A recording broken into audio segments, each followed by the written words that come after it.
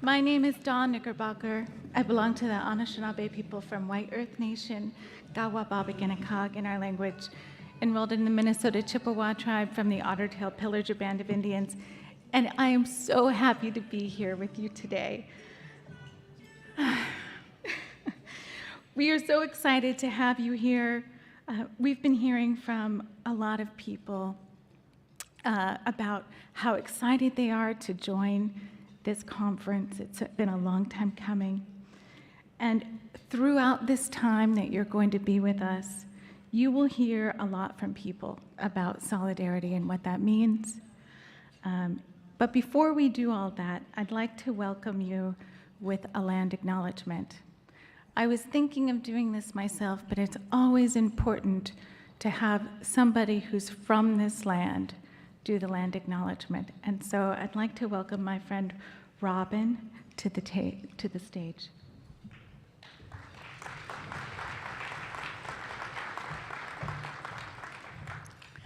Hatzlahale, Robin Little Wing Saigo Tizda. I am here representing my Suquamish Tribal Council, and I really want to thank you all for traveling this way to this beautiful land, and as I call it, the most beautiful place on the earth. I just love it, and I love seeing people gather here. I love that you get to join us here in a place where these amazing decisions have been made since time immemorial. This is a place of magic and wonder and creativity, and the places where, as you come together, you create a synergy that hasn't been here before and that will never be here again. But what you're doing is you're setting fire to this area. And you have the salts, and you stay here as part of that. And it's a beautiful thing to do. And as somebody who has been writing grants and doing foundational philanthropy work for 24 years now, it's really my honor to get to sit here and acknowledge the beautiful land and acknowledge you for coming here. Thank you so much.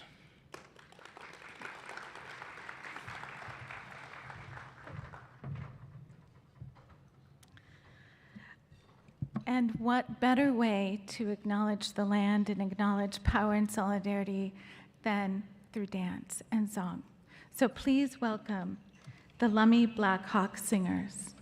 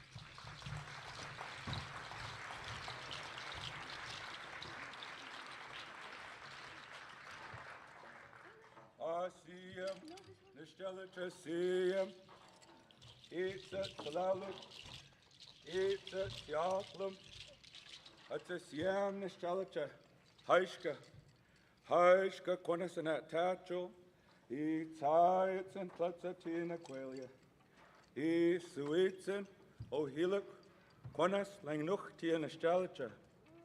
Dear friends, relatives, elders, and respected women, on behalf of the family here, on behalf of the Blackhawk Singers, thanking each and every one of you for being here, and our hands go up to you. We're so thankful and grateful to be able to come here and share the good feelings, to share the prayers. When we sing and when we dance, we're not just singing and dancing, that we have a prayer in our hearts, a prayer in our hearts for ourselves, a prayer in our hearts for our community. And we're just so thankful to come share our prayers, share our good feelings with you all. We can't thank you all enough. Thank you for being here. Haishka Siyam.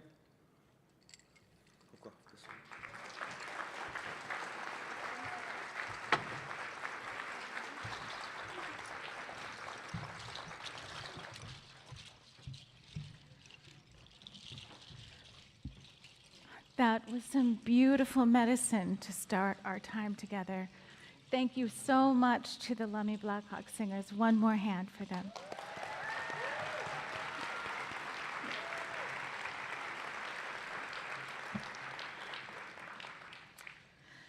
The name of our conference is Power in Solidarity. Our organizations are deeply committed to this concept. And we're going to spend the next few days together unpacking it. To start us off, I'd like to invite the CEO of Asian Americans, Pacific Islanders in Philanthropy, Pat Ang, and the CEO of Native Americans in Philanthropy, Eric Stegman, to talk more about the origins of Power in Solidarity and what brings us to this room today.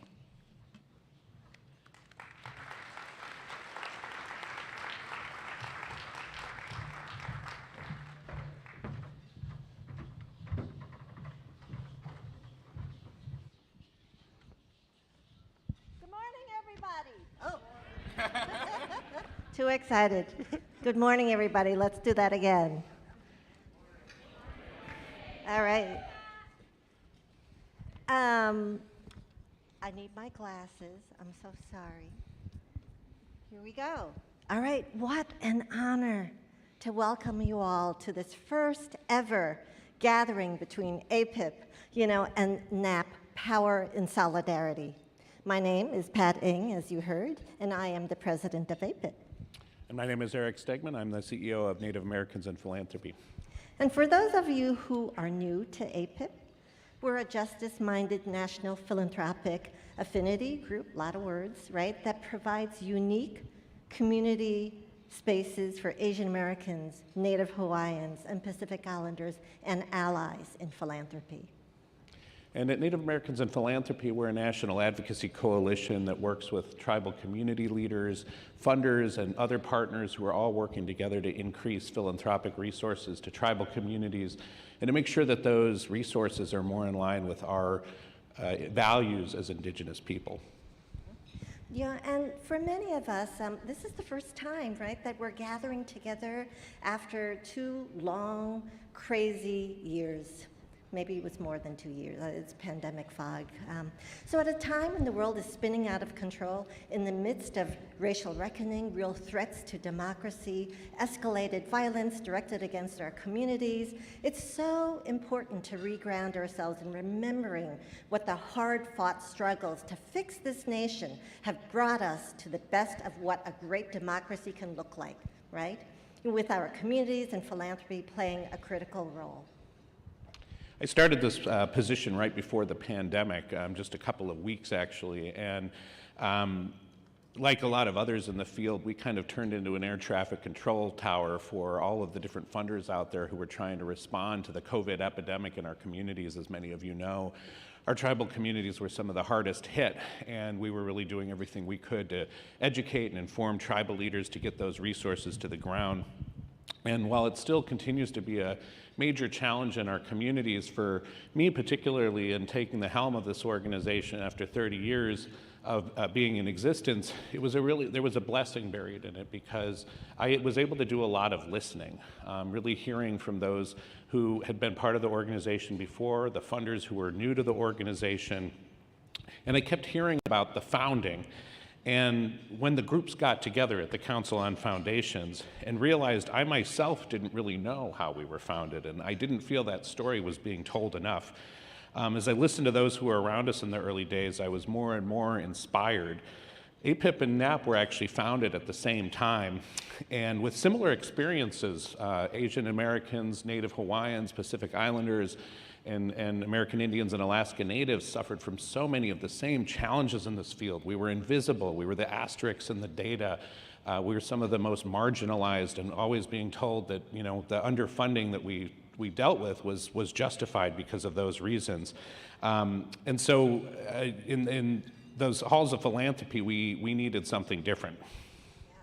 You know, not only were we just sometimes, well, if at best we were an asterisk, you know, in the data, right? Sometimes we're completely eliminated from the data. So it's really no secret at all, right, that our two communities, which are a vast number of diverse communities within, you know, each are so invisible and within philanthropy with so little support flowing to each of them.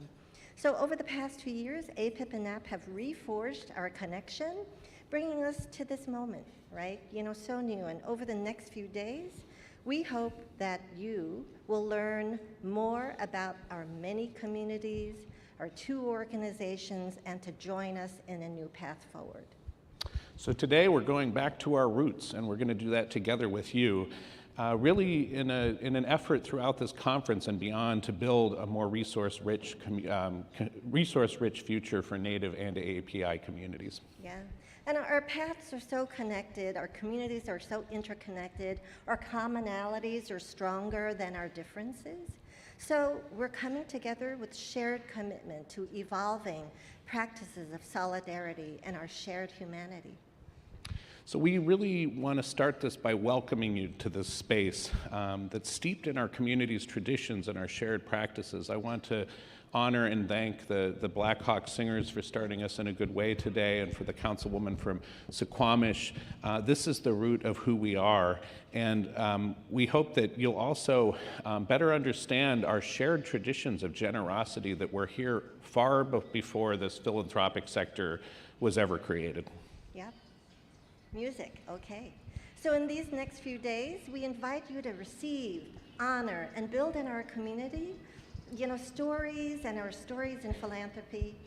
Our stories, I think of it as our stories being gifts, you know, to the philanthropic sector to ground, sustain, and inspire us in these next few days, because that is what power and solidarity looks like. And we want to start this gathering by sharing our origin story as NAP and AAPIP.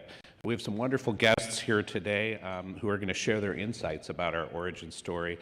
So it really is an honor for me, as someone who started not that long ago, to welcome the second Executive Director of Native Americans and Philanthropy, Joy Purcell, to the stage.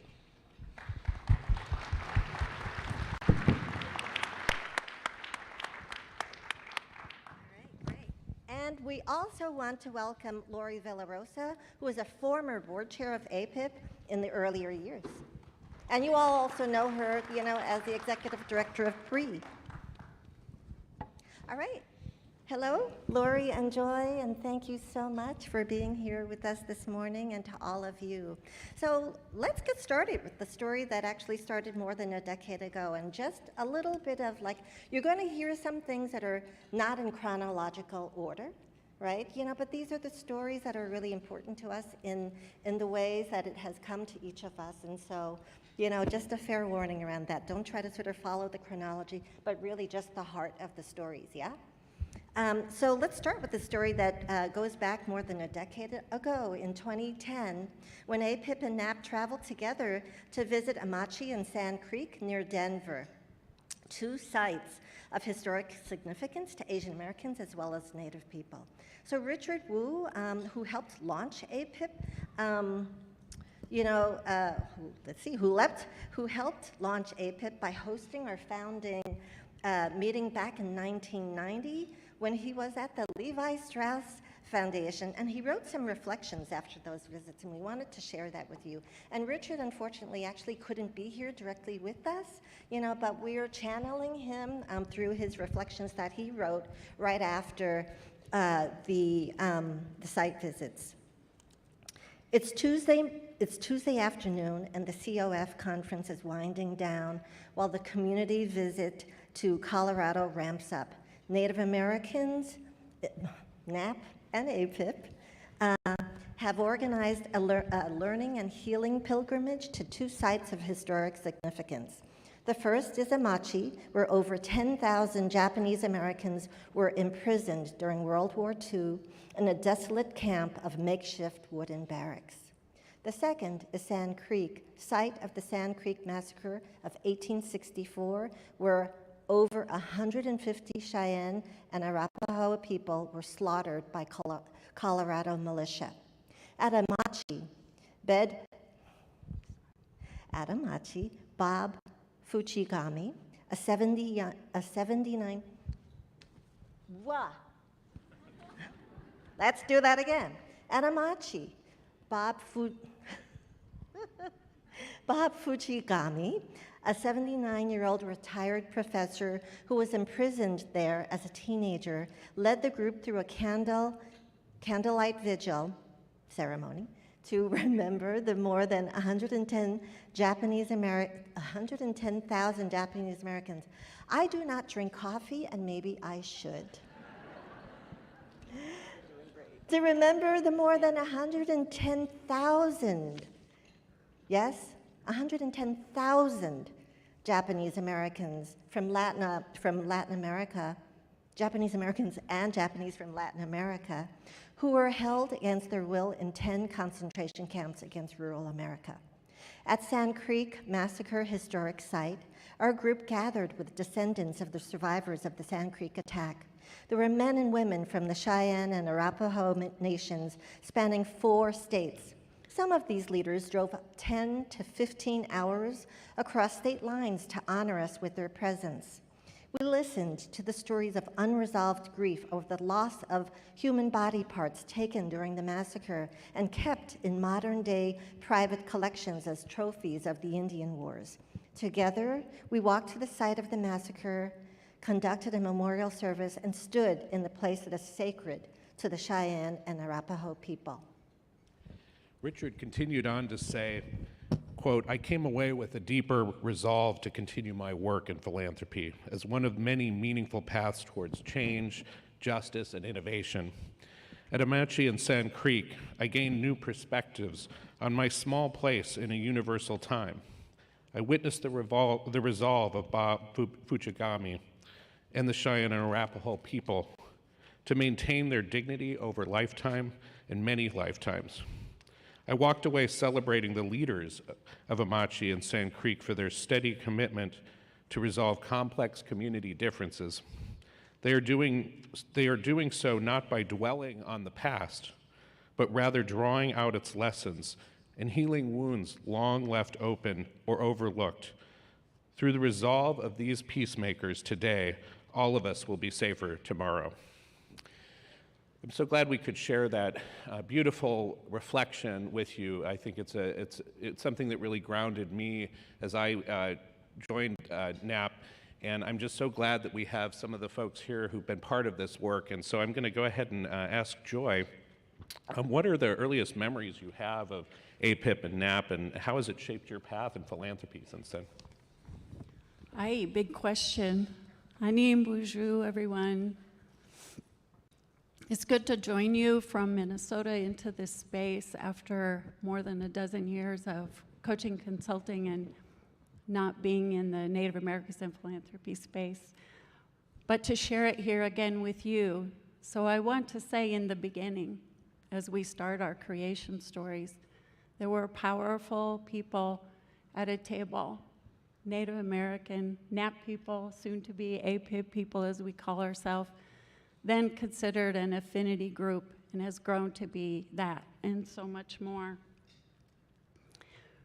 The focus in the beginning for me, I was a young person about 30 coming into Seattle to join with Ingrid Washinawatukel Isa, who's no longer with us, at the National Network of Grantmakers, and she also introduced me to Native Americans in philanthropy.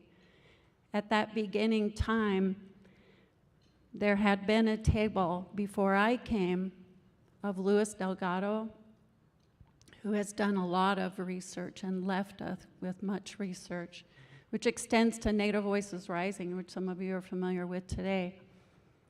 Also Barbara Poley from the Hopi Foundation, focusing on community leadership, Valerie Johnson, education in philanthropy through Kellogg Foundation, Lucille Echohawk, who's always a pleasure to work with as a mentor, as a person who's dedicated to our children, to our youth, which we all focus on and appreciate as people who reflect on the past 7 generations and forward to 7 generations. These people planted the seeds for our growth. They rooted us deeply in who we were, who we are, who we bring forward into this space.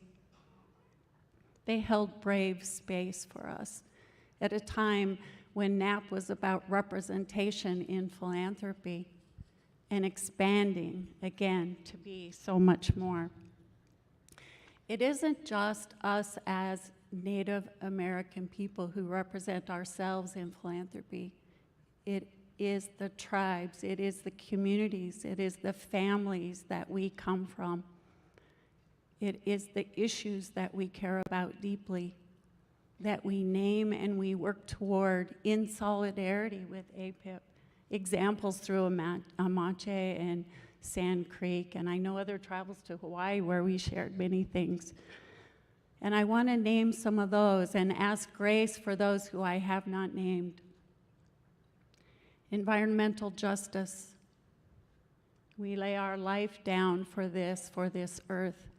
Our treaty rights, sovereignty, human rights. Arts and culture, the essence of who we are, and we saw that today. And we utilize our skills as organizers, educators, researchers, people who grow food, change makers, and community builders. And we continue to hold space. I continue to hold space with you for the reflection on what has been and what can be. Wow. Thank you so much. Thank you so much, Joy. And I really appreciate that. It's wonderful. And Lori, I wanted to then just ask you, so what are your earliest memories of AAPIP and NAP and you know, how that has shaped your path in philanthropy? Thank you. Well, good morning, everyone. And it's really wonderful to be here, although these lights are pretty intense. But really, I came into the field in the early 90s, right around the same time, and I was a baby. I was like really young. But I came in when AAPIP had just come out with a report, Invisible and in Need, which was really a tremendous seminal report, and it showed that less than 0.2%, I'm a data person, less than 0.2% of all giving was going to Asian American Pacific Islander communities. And I was recruited, I was at the Mott Foundation, and it's significant that I was in the Midwest, because I was in the Midwest in the early 90s where there were only 2 of us in philanthropy, only 2 Asian Americans in philanthropy that we knew of within the state, and we pretty much knew who was there. And I was recruited to join first some kind of program committee and then the board, when again, I was really at an early stage of my career. I was really young. I was not getting these kinds of leadership opportunities either within my institution or with other spaces in philanthropy in the same way that AAPIP really mentored me and folks really brought me in. And so while I was not part of that first small table at COF, I actually was really privileged to be on the board with some of the founding members and folks like I have to qualify to say the founding board members, because even folks who I thought were founding board members are all like, no, I wasn't a founding member. So we really have a little bit of history, I think, that we need to go back and clarify. But folks like Tani Takagi, Kavita Ramdas, Peggy Saika, who I hope is somewhere here, and okay, great, thank you, and so many others, Sylvia Yee, Ruby Takanishi, and they pulled me in, and then they actually made me be vice chair when I was not in that kind of leadership role, and then chair when I was, I think, 30.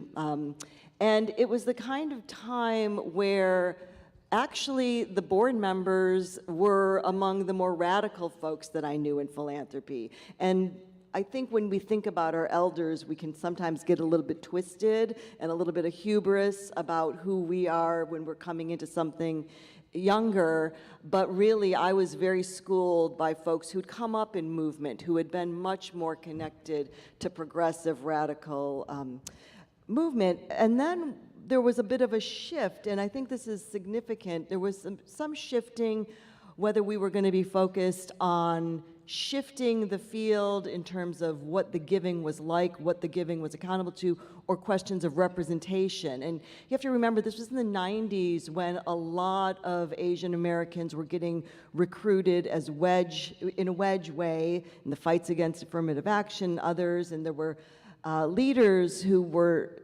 there in an APA slot and not advancing our communities or other communities of color's causes. And so that was a shift where we really had to be much clearer, and I was really pleased that when I was able to be chair, that we both were able to get Peggy on as executive director and really cement a mission that was about effective and accountable leadership, and really thinking about how we were going to be responsive and get more funding, get more money, progressive money, money that was really shifting power to Asian American communities.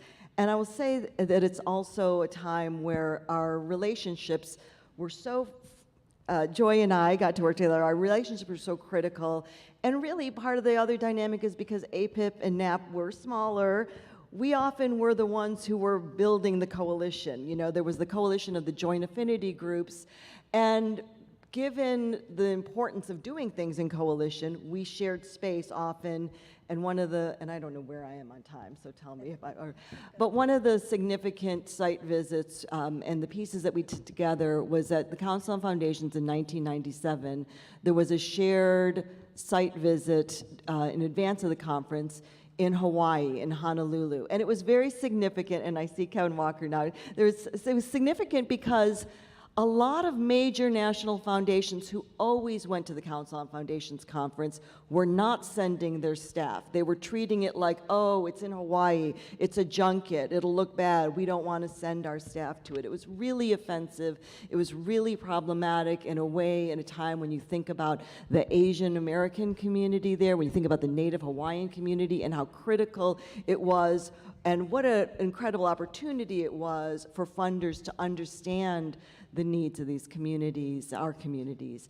And so we went all out. The Hawaii site visit was one of the most powerful, meaningful pieces for all of the funders who did join. And it was a really important point to cement to broader mainstream philanthropy. We're here, we're significant, there's so much you need to learn from us, and so much you need to pay attention. So. Thanks so much for those reflections, Lori. So many of those are so resonant with a lot of the things I've heard from so many of our partners and at Native Americans in philanthropy. We are unfortunately nearly at our time, but we wanted to get one last question in for you as we're kind of looking back to look forward. Lori, what are some of the things that you feel like have changed over these 30 years, and what are some of the things that are the same that we still need to tackle? Well, quickly, if you look at the numbers, unfortunately, from a percentage-wise, right now we are at the same percentage for Asian American giving, 0.2% of all giving, as we were when I started in the field. So it's from a percentage standpoint and from an advocacy standpoint, there's so much to keep fighting for, and it has not improved enough. But if you look at the raw numbers, look around us. I mean, we have really done significant things, and that's something that is also important for us to celebrate, to recognize, to build on the kinds of giving, the progressive giving, the kinds of leadership we have in both Asian and Pacific Islander and Native American communities, where we are leading both organized philanthropy, we are leading in approaches and in shifting different kinds of giving circles, different pieces like that. And so there's, a long way to go, but a lot to celebrate. Sorry, got caught up with the stories. Thank you so much, Lori. And all right, so Joy, same question to you. So what has changed? Yeah. So much. I mean, despite the numbers, which I don't even want to talk about, really, we have more power. Certainly as Native people, we recognize that we have Native people in powerful positions within this United States. We have powerful positions at multiple levels throughout all the structures and in philanthropy. Wilma Mankiller is one of the first board members of the Ford Foundation, and we have a ways to go with getting more board members, but it was a start, and we have so much more. Tribal entities are now considered part of Native Americans in philanthropy in a much more robust way. As it started, and we were dancing between being representing professional Native people in this field of philanthropy, and has grown and expanded to include, as an example, I think, of broad strategies for inclusion, all of our tribal nations, and to have that represented. It's a huge shift in how we see ourselves when we come together, and the picture that shows, the narrative that it tells in society.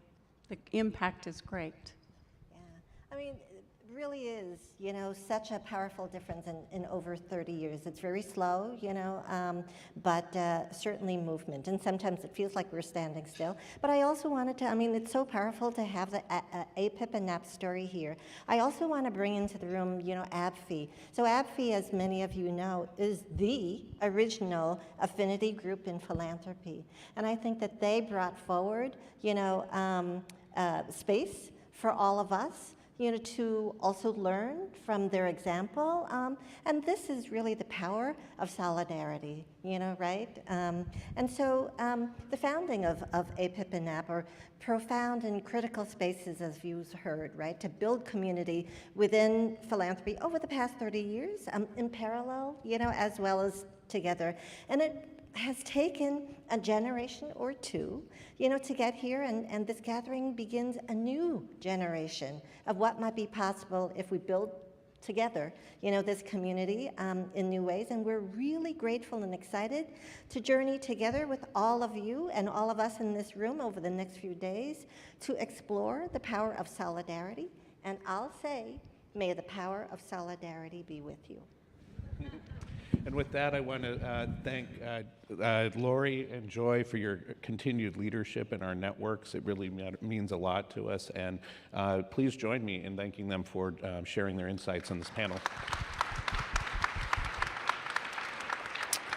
And now I would like to welcome Brandon Hattie, Program Manager from APIP, and Brittany Schulman, Vice President of Indigenous Leadership and Education Programs at NAP, to the podium.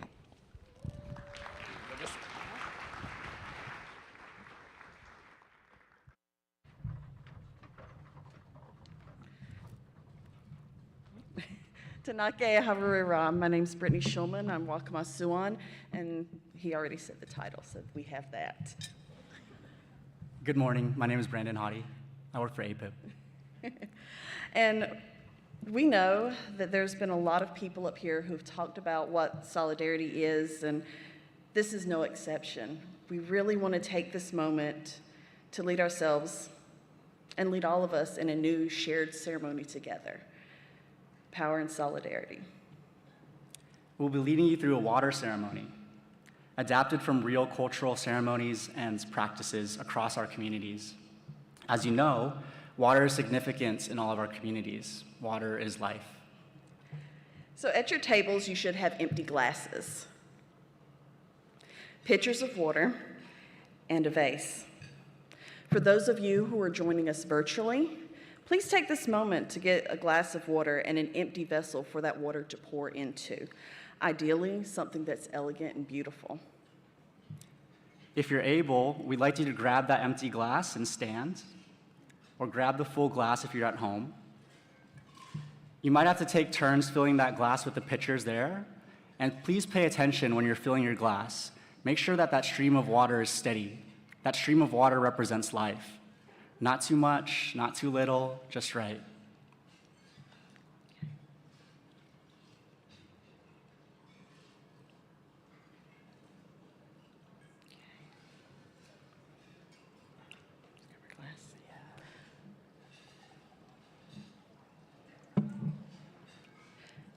So once everyone has their glasses filled,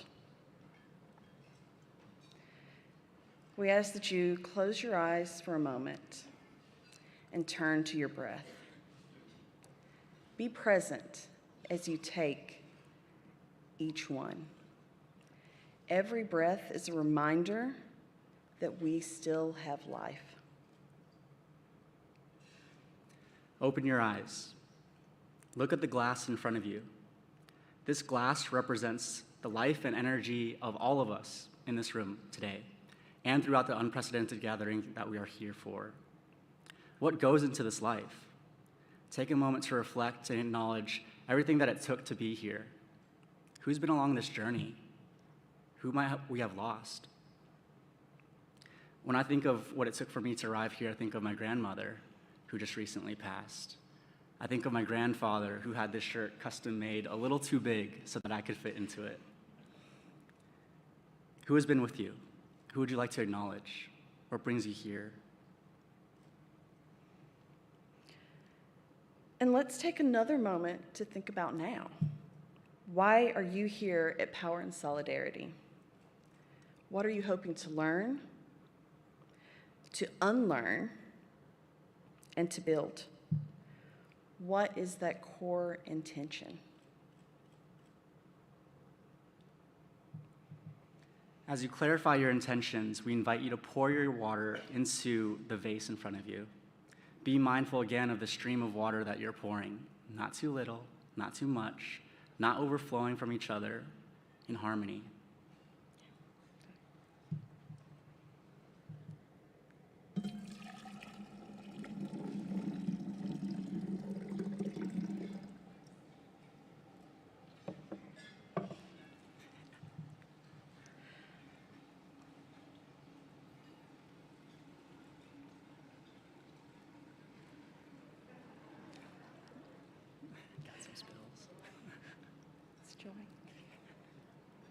When your glass is empty, we invite you to take your seats again.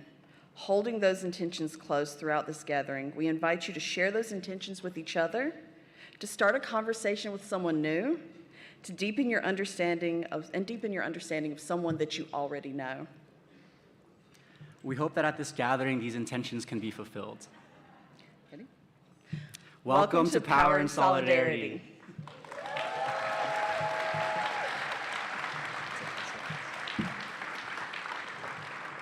That is the end of our plenary, and we will have 15 minutes before our next plenary starts in this room and in the Regency A. Thank you so much.